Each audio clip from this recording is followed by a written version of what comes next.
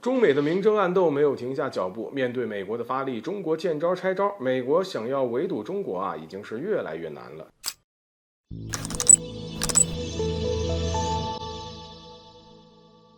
各位好，欢迎来到赵太阳观察室。自从特朗普时期，美国对我国单方面发起贸易战争以后呢，中美之间的竞争很快就成为了世界大国博弈的主基调。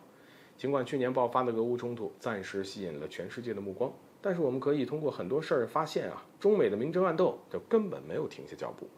而且我国除了在准确的时机出手给美国来了暴击以外，其他绝大多数的时候都是见招拆招，防御的密不透风。而有媒体报道，前段时间 G7 峰会刚落幕，美国方面就放出了消息，美国政府将与太平洋岛国帕劳和密克罗尼西亚续签一些战略协议，那么保留了美军在这些岛国的军事存在的访问权。毫无疑问，这是拜登想要加强美国在太平洋岛国当中的影响力，来对抗我们。或许有些人会问，帕劳和密克罗尼西亚这两个国家，很多人听都没听过美国与他们签协议有什么用呢？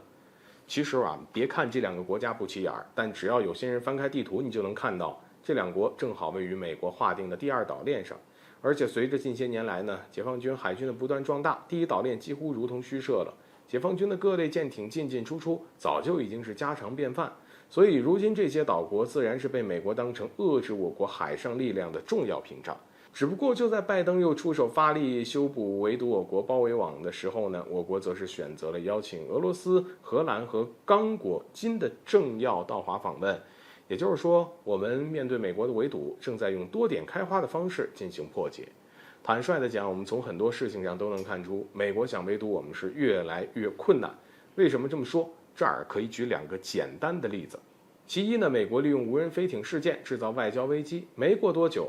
我国突然成功斡旋了沙特和伊朗进行世纪大和解，这结结实实的打了美国人一个措手不及。而第二，美国拉着一帮小弟呢在广岛召开 G7 峰会，炒作涉华议题的时候我国则在另一半和中亚国家大谈合作，陆权时代正式崛起。这就形成了这样一个局面，我们每突破一个方向之后，美国就急忙的去填补这个漏洞。而现在明显可以看出，美国已经开始跟不上我们的节奏了。那么按照这样的围堵的速度赶不上我们拓宽外交发展的步伐，照这样发展呢，美国的包围网早晚会被我们捅成一个筛子，从而形同虚设。当然，除了我国非常高明的用声东击西和多面开花等招式来破解美国的出招美国自身也存在不少的原因。总而言之，就凭中国大局观和战略而言美国明显是和我们不在一个段位上的。美国想要把我们牵着鼻子走，还是太嫩了点。好，本期节目就到这里，欢迎点赞转发，留下你的精彩评论。